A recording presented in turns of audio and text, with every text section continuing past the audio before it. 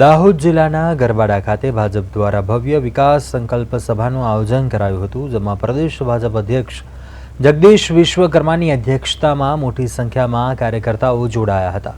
સભા પૂર્વે હેલીપેડથી સભા સ્થળ સુધી વિશાળ બાઇક રેલી યોજાઈ હતી, જેમાં યુવાનો અને કાર્યકર્તાઓ ઉત્સાહભેર જોડાયા હતા। સભામાં સંબોધન કરતા જગદીશ વિશ્વકર્માએ કોંગ્રેસ પર આકરા પ્રહાર કર્યા।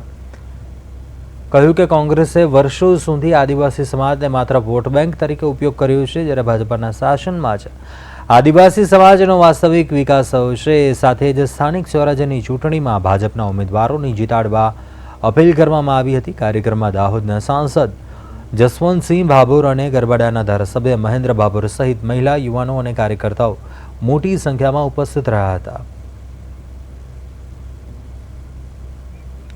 ગરબાડા તાલુકાના લોકો, દાહોદના લોકોને પૂછવું છે કે 60 વર્ષ સુધી આ કેન્દ્રમાં કોંગ્રેસની સરકાર રહી, આપણા ત્યાંય કોંગ્રેસની સરકાર રહી વર્ષો સુધી। તમારા ત્યાં કદાચ આજકાલ પેલા નવા નીકળ્યા છે, આવતા હશે, આવે છે અહીંયા, એમને પૂછજો ખાલી કે તમે બધાએ અત્યાર સુધી મારા ભોળા આદિવાસી ભાઈ બહેનોને છેતરવાનું કામ કર્યું છે।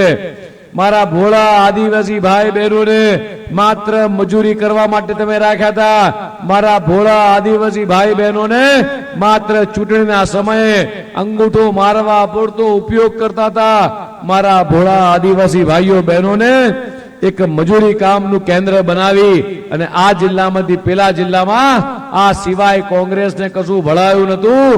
સાચું શિક્ષણ આપવાનું કામ, સન્માન આપવાનું કામ, આદિવાસી સમાજનો દીકરો દીકરી ભણી ગણીને ડોક્ટર થાય, એન્જિનિયર થાય અને આ મંચ ઉપર બેસે, આ સગવડ કોઈએ કરી હોય તો ભારતીય જનતા પાર્ટીની સરકારે માનનીય મોદી સાહેબ